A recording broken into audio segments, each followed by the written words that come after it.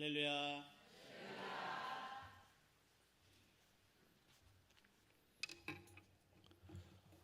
네, 우리 먼저 기도하겠습니다.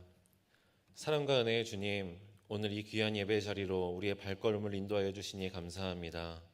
주님 앞에 우리가 영과 진리로 드리는 주님께서 기뻐 받으시는 예배가 되게 하여 주시옵소서. 우리에게 전해주시는 말씀을 통하여 우리의 인생의 표대를 삼아 살아가게 하여 주시고, 특별히 안드레 선교회 헌신 예배에 함께하여 주셔서 믿음의 중심을 지키는 선교회가 되게 하여 주시고, 저들이 주님 앞에 드린 헌신과 봉사의 모습들을 주님께서 기억하사 영육 간의 강건함을 허락하여 주시옵소서. 회장님으로부터 모든 회원들이 한 마음을 합하여 선을 이루게 하여 주시고 주님께 영광 올려드릴 수 있는 귀한 선교회가 되게 하여 주시옵소서.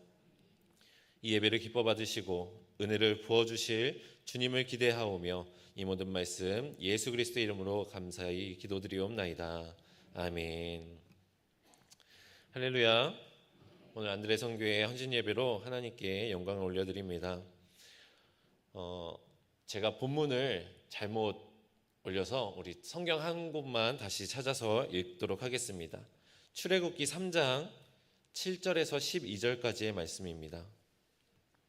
구약성경 출애굽기 3장 7절에서 12절까지의 말씀,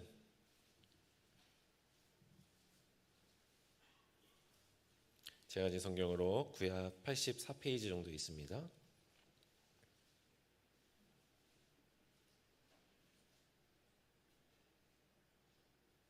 다시 하셨으면 우리 한 절씩 교독하고 마지막 절은 합독하겠습니다. 여호와께서 이르시되 내가 애굽에 있는 내 백성의 고통을 분명히 보고 그들이 그들의 감독자로 말미암아 부르짖음을 듣고 그 근심을 알고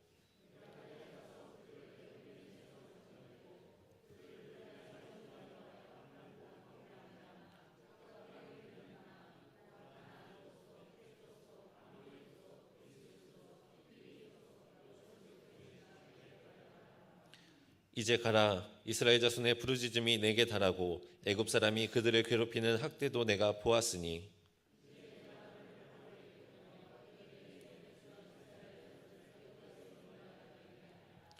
모세가 하나님께 아뢰되 내가 누구이기에 바로에게 가며 이스라엘 자손을 애굽에서 인도하여 내리이까. 우리 함께 있습니다. 하나님이 이르시되 내가 반드시 너와 함께 있으리라. 내가 그 백성을 애굽에서 인도하여 낸 후에 너희가 이 산에서 하나님을 섬기리니 이것이 내가 너를 보낸 증거니라. 아멘. 오늘 우리가 함께 읽은 이 본문의 말씀을 가지고 라가 더해지는 삶이라는 제목으로 여러분과 함께 하나님의 말씀을 듣고 은혜를 나누는 시간을 갖도록 하겠습니다. 여러분 혹시 결정장애라는 말 들어보셨나요?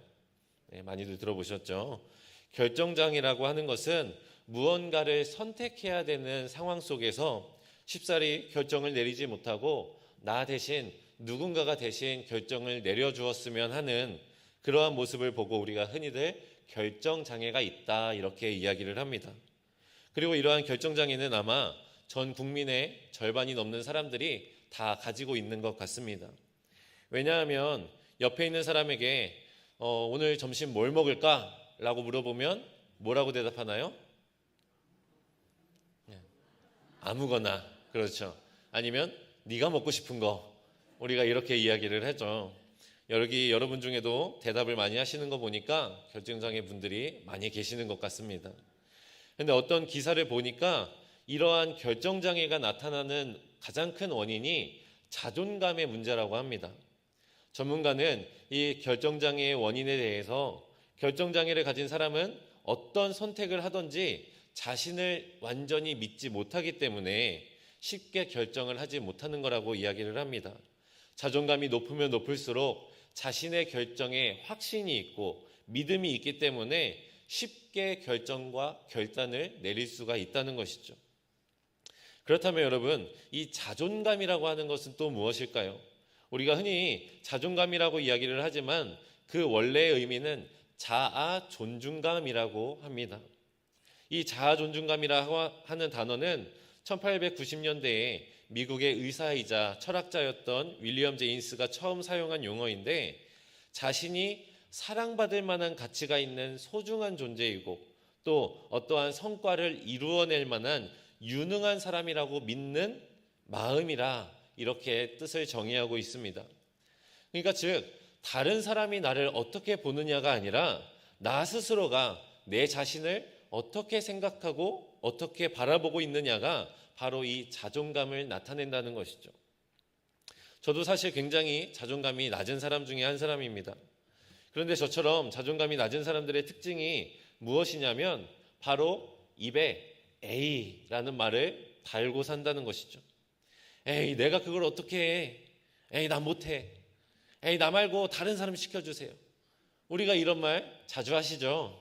네, 이처럼 자존감이 낮은 사람들의 입에는 이런 A라는 말이 항상 달려 있다는 것입니다. 여러분, 오늘 설교의 제목이 무엇인지 기억이 나십니까? 네, 라가 더해지는 삶. 주보만 보시고는 이게 무슨 뜻인가 한참 고민을 하셨죠. 이 A라는 말에 라를 더하면 어떻게 됩니까? A라가 아니라 LI, 그렇죠? 가운데로 넣으면 LI가 됩니다. 그렇습니다. 에이, 난 안 돼. 에이, 난 못해. 이렇게 말하던 삶에서 LI, 그래, 한번 해보자. LI, 그래, 한번 내가 해보고 말지. 이러한 삶으로 우리가 변화되어야 된다는 것입니다. 그래서 오늘 이 시간에 성경 속에서 이와 같이 라가 인생에 더해진 사람들의 모습을 통하여서 우리도 어떠한 삶을 살아야 되는지, 그리고 우리의 삶에도 A가 가득한 삶이 아니라 LI가 가득한 삶이 되기를 간절히 원합니다.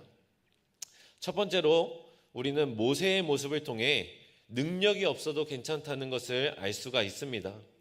우리가 함께 읽었던 이 본문의 주인공인 모세는 굉장히 자존감이 낮은 인물 중에 한 사람이었습니다. 하나님께서는 이 애굽의 왕자였던 모세에게 이스라엘 백성들을 애굽에서 종살이하던 그곳에서 건져내어 주님께서 약속하신 약속의 땅 가나안 땅으로 데려가도록 명령하셨습니다. 그러나 우리가 오늘 본문은 12절까지 보았지만 이후에도 계속 이어지는 3장과 4장의 말씀에서 모세의 변명은 모세가 얼마나 자기에 대한 자존감이 낮고 자기에 대한 믿음이 없는지를 잘 보여주고 있습니다. 모세가 하나님께 묻습니다. 에이, 하나님, 제가 누구라고 저 두려운 애굽 왕 바로에게 나아가서 그 이스라엘 자손들을 애굽에서 건져내겠습니까? 그러자 하나님께서 모세에게 말씀하시죠. 내가 반드시 너와 함께 있을 거다. 모세야, 내가 누구이던 그거는 중요한 게 아니야. 내가 너와 함께 하자니 라고 모세를 위로하십니다. 그런데 모세는 여기에서 또 하나님 앞에 변명하기 시작합니다. 에이, 하나님, 제가 거기까지 갔다고 칩시다. 그런데 거기에 갔는데 이스라엘 백성들이 제 말을 안 듣고 제 말을 믿지 않고 그곳에 있기를 원한다면 저는 어떻게 합니까? 이러한 변명에 하나님은 또 그가 잡고 있는 지팡이를 던지면 그 지팡이가 뱀이 되고 또 그 꼬리를 잡으면 지팡이가 되는 표적을 보여주시고 또 손을 품에 넣었다가 빼면 그의 손에 나병이 생겼다가 또 낫게 되는 그러한 표적의 모습들을 보여주며 모세에게 내가 너와 함께 할 거다. 능력의 하나님이 내가 너와 동행할 것이다 라는 것을 또 보여주십니다. 이쯤 되면 말을 들어도 될 것 같은데 모세는 또다시 하나님 앞에 핑계와 변명을 늘어놓기 시작합니다. 에이, 하나님이 능력 있는 건 알겠는데요. 제가 말을 잘 못해요. 저처럼 입이 뻣뻣하고 혀가 둔한 사람이 어떻게 그 바로왕을 설득시킬 수가 있겠습니까? 에이, 하나님, 이건 아니에요. 저 말고 다른 사람 찾아보세요. 저는 도저히 아닌 것 같습니다. 이렇게 이야기를 합니다. 그런데도 하나님께서는 끝까지 그를 포기하지 않으시고 내가 내 입과 함께 있어서 내가 할 말을 가르칠 것이다 라고 또 말씀하셨습니다.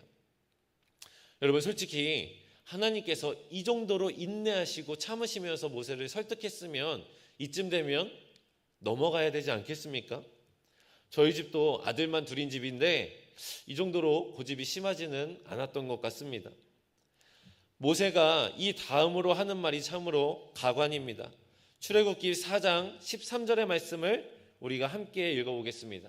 함께 읽습니다.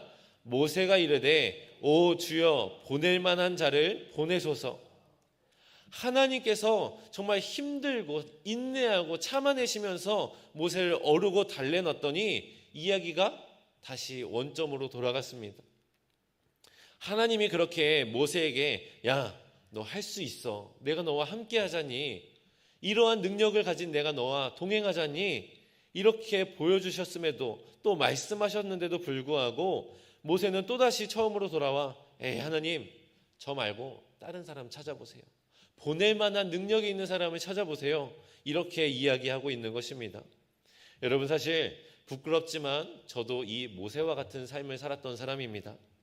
저는 초등학교 6학년 때 부흥회 때 은혜를 받고 목사가 되겠다. 하나님께 이제 서원을 하고 결단을 했습니다. 그리고 그동안 저는 나름 열심히 사역했고 또 잘 해오고 있었다 생각을 했었는데 군대를 다녀온 뒤로 조금씩 저의 그 꿈과 비전에 균열이 가기 시작했습니다. 그거는 제 비전이 변했거나 또 하나님이 내게 주신 사명이 흐려진 것이 아니라 또 사역이 아닌 하나님의 일이 아닌 다른 일을 경험해보고 싶었던 그러한 마음이 들었던 것이 아니라 사역을 하고 주님의 일을 하는 것이 저에게는 너무나도 큰 기쁨이며 저에게 큰 자랑이었지만 이 사역이라는 것이 하면 할수록 저에게 나타나는 부족한 모습들이 저의 숨통을 점점 조여오기 시작했던 겁니다. 주님께서 저에게 맡겨주신 어린 영혼들을 보면서 이 아이들이 내가 아니라 나보다 더 능력 있고 나보다 더 말씀 앞에 무릎 꿇고 나보다 더 열정을 가진 구령의 열정을 가진 그러한 사역자를 만났더라면 이 아이들이 더 많은 은혜를 받고 더 좋은 환경에서 많은 것들을 배우며 신앙적으로 성숙할 수 있지 않을까 하는 그러한 생각들이 저의 삶에 자리 잡기 시작했습니다. 그리고 이러한 생각은 시간이 지나면 지날수록 점점 커져갔고 그럴수록 저에 대한 자존감과 나에 대한 믿음은 바닥을 치기 시작했습니다. 그리고 저도 오늘 본문의 말씀처럼 하나님께 모세처럼 변명하기 시작했습니다. 에이 하나님, 제가 뭐라고 저한테 이 어린 양들에 맡기셨습니까? 에이 하나님, 저보다 능력 많고 저보다 더 열심히 하는 사역자들이 얼마나 많은데요. 저는 안 되겠어요. 저보다 더 능력 있는 사람을 맡겨주세요. 이렇게 하나님 앞에 기도하기 시작했습니다. 그리고 그러다간 결국엔 목회의 길을 떠나 세상으로 도망가기도 했습니다.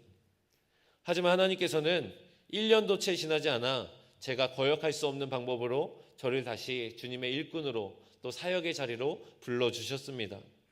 그리고 저에게 이 말씀을 주셨습니다. 빌립보서 4장 13절의 말씀입니다. 우리 함께 읽겠습니다. 내게 능력 주시는 자 안에서 내가 모든 것을 할 수 있느니라. 아멘. 내가 부족한 것 맞습니다. 내게 능력이 없는 것도 맞습니다. 하지만 나에게 능력이 없어도 나에게 자격이 없어도 내가 부족한 것이 많다 할지라도 능력의 하나님께서 나와 함께 하신다면 능력의 하나님께서 나와 함께하고 동행하겠다 약속하셨으니 문제가 될 것이 없다는 것입니다.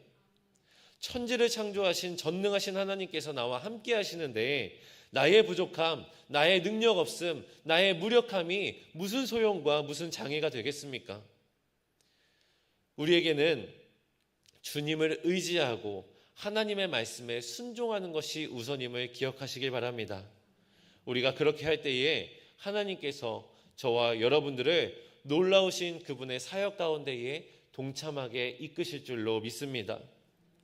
그토록 지겹게 변명만 늘어놓던 능력 없고 부족했던 그 모세를 하나님께서 어떻게 사용하셨는지 우리는 이미 말씀을 통해 너무나 잘 알고 있지 않습니까? 출애굽의 주역으로서 또 이스라엘 민족의 위대한 지도자로서 주님께서 세워주셨습니다.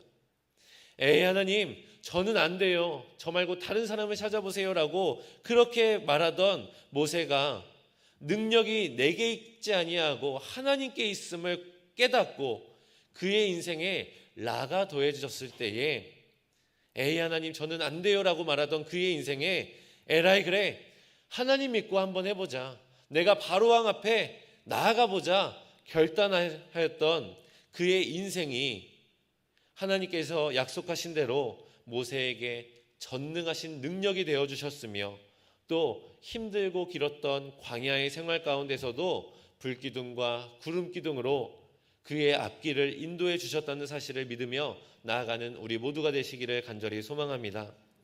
여러분, 능력이 없어도 괜찮습니다. 남들보다 뒤처져도 괜찮습니다. 하나님께서 여러분과 함께 하신다면 모든 것이 주 안에서 가능하게 된다는 것을 믿고 하나님의 명령에 늘 아멘으로 순종하며 살아가시는 저와 여러분들이 되기를 간절히 소망합니다. 두 번째로, 우리는 바울을 통해 자격이 없어도 괜찮다는 것을 알 수가 있습니다. 우리가 두 번째로 볼 인물은 바로 사도 바울입니다. 사도 바울은 바울 서신을 통해 초대교회의 초석을 다졌고, 또 수차례에 걸친 전도 여행으로 예수 그리스도의 복음을 온 열방과 세상 가운데에 전하였던 위대한 신앙인이었습니다. 하지만 그러한 사도 바울이 다메섹에서 하나님을 만나기 이전의 삶은 어땠습니까?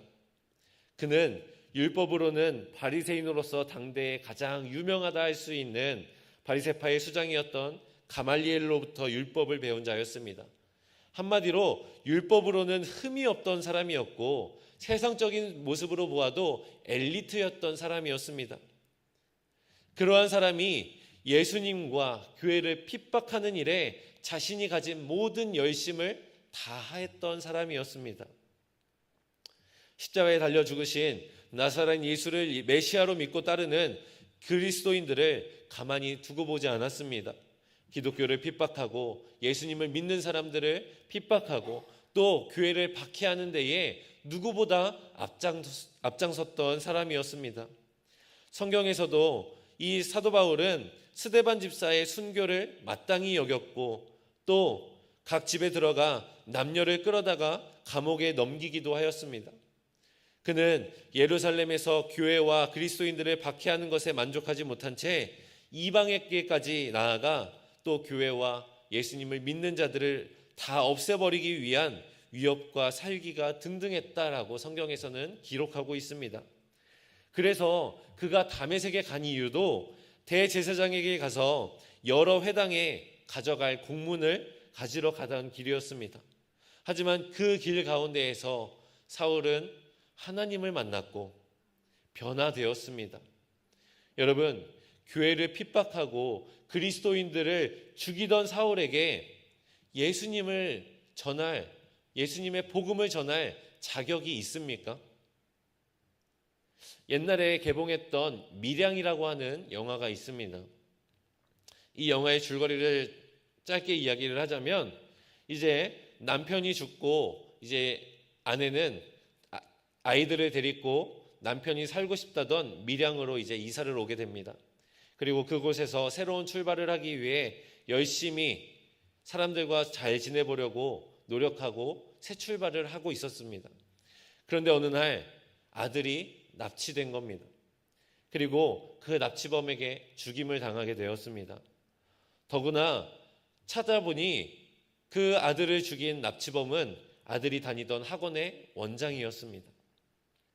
유일하게 의지하며 살아왔던 그 아들을 잃은 이 여자는 동네 사람들의 권유로 힘든 가운데에 교회에 나가기 시작했습니다. 그리고 그 상처받은 마음을 예수님으로 인해 또 신앙으로 인해 회복하고 점점 회복되어지기 시작했습니다. 그곳에서 하나님을 만나고 힘들게 신앙으로 성장하여서 결국엔 자신의 아들을 죽인 그 납치범을 내가 용서하기로 마음으로 결단합니다. 참 쉽지 않은 결단이었지만 결심을 하고 그 납치범을 만나기 위해 교도소로 향했습니다. 면회를 하게 되었는데 면회장에서 만난 이 납치범의 표정은 너무나도 평온했습니다. 납치범은 오히려 이 여인에게 자신은 이미 이 안에서 하나님을 만났고 하나님으로부터 모든 죄를 용서받았다고 이야기를 합니다. 내가 용서하기도 전에 정말 나의 가장 소중한 아들을 죽인 이 납치범이 하나님으로부터 내가 용서받았다며 저렇게 평온한 모습으로 지내는 모습을 보니 이 여인은 그 모습을 보고 신앙이 무너지고 인생이 무너지는 경험을 하게 됩니다. 여러분, 이 납치범을 여러분은 어떻게 생각하십니까? 이 납치범에게 용서받고 새로운 평안한 삶을 살아갈 자격이 있다고 여겨지십니까? 또 이 사람이 신앙으로 용서받아 사람들에게 예수님을 전하고 복음을 전할 자격이 있다고 생각이 드십니까? 다메섹에서 눈이 먼 사울에게 예수님은 다메섹으로 가서 내가 행할 것을 내게 이를 자를 만나라고 말씀하십니다. 그 사람은 바로 아나니아였고 주께서 아나니아에게 환상으로 임하셔서 너는 사울을 찾아가 그를 안수하고 그가 다시 보게 하라고 말씀하십니다. 그때에 아나니아는 이렇게 대답을 합니다. 사도행전 9장 13절과 14절의 말씀 우리 함께 읽어보겠습니다. 사도행전 9장 13절과 14절의 말씀입니다.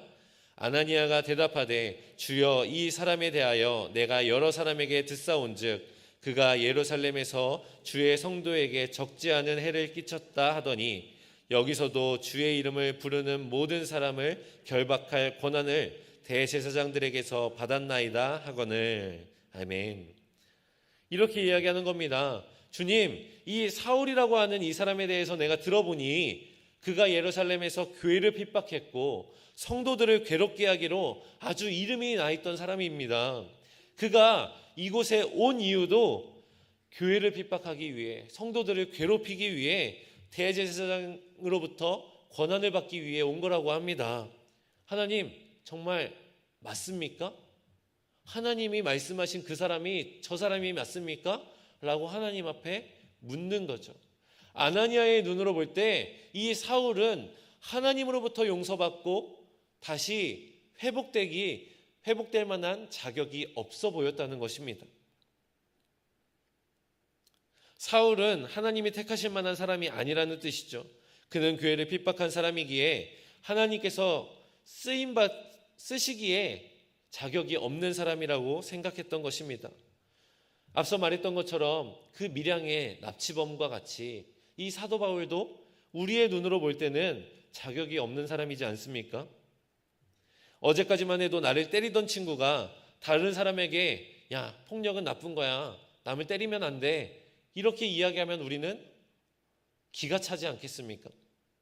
그런데 여러분, 그렇게 묻는 아나니아에게 하나님께서는 어떻게 말씀하십니까? 사도행전 9장 15절의 말씀입니다. 주께서 이르시되 가라, 이 사람은 내 이름을 이방인의 임금들과 이스라엘 자손들에게 전하기 위하여 택한 나의 그릇이라. 아멘. 하나님께서 이렇게 말씀하시는 겁니다. 그에게 자격이 있고 없고가 중요한 것이 아니라 내가 그를 택하여 쓰냐 마냐가 중요한 것이다 라고 말씀하시는 겁니다. 사도 바울도 얼마나 힘들었겠습니까?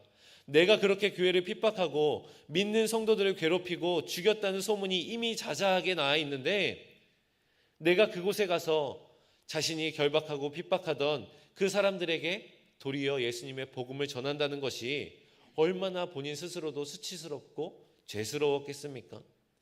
아나니아가 아니라 그 누구보다도 바울 스스로가 나는 그럴 자격이 없는 사람입니다, 하나님. 이렇게 생각하고 고백했을 것입니다. 예수님의 복음을 전하라는 하나님의 말씀을 들었을 때 아마 사도 바울도 똑같이 이야기를 했을 것입니다. 에이 하나님, 제가 그동안 한 일이 있는데요. 에이 하나님, 말도 안 돼요. 제가 그토록 핍박하던 사람들한테 제가 무슨 낯짝으로 복음을 전하겠습니까? 하나님, 저 말고 다른 사람을 찾으세요. 저는 그럴 자격이 없습니다. 이렇게 이야기를 했을 것입니다. 하지만 그렇게 자격이 없다 생각하고 있던 이 사도 바울의 삶에 라가 더해지자 그를 통해 초대교회가 세워지고 예수 그리스도의 수많은 제자들이 세워지기 시작했습니다. 에라이, 그래, 내가 하나님 믿고 나아가지. 내가 욕을 먹던 매를 맞던 하나님이 책임지시겠지. 에라이, 그래, 하나님 말씀대로 내가 전해보자. 나의 입술을 열어서 복음을 선포해보자 라고 결단했던 것입니다. 그렇게 복음을 전하자 놀라운 역사들이 일어난 것을 우리는 이미 눈으로 보지 않았습니까? 사랑하는 성도 여러분, 능력이 없어도 괜찮습니다. 또 자격이 없어도 괜찮습니다. 아니, 우리 중에 떳떳하게 주님 앞에 바로 설 수 있는 사람은 아무도 없습니다. 주님의 일을 하기에 충분한 능력을 가지고 있는 사람도 아무도 없습니다. 이미 죄로 인하여 우리는 사망의 자녀로서 죽음의 가운데에 묶여 살아갈 수밖에 없었던 우리들입니다. 하지만 주님께서 친히 우리를 자녀 삼아 주시고 구원해 주신 그 은혜가 우리에게 어떠한 자격이나 능력이 있어서 주어진 것이겠습니까? 아닙니다. 비록 우리에게 자격은 없지만, 능력은 없지만 하나님께서 나를 쓰시겠다 하니 내가 쓰임 받는 겁니다. 하나님께서 나를 보내시겠다 하니 내가 나아가는 것입니다.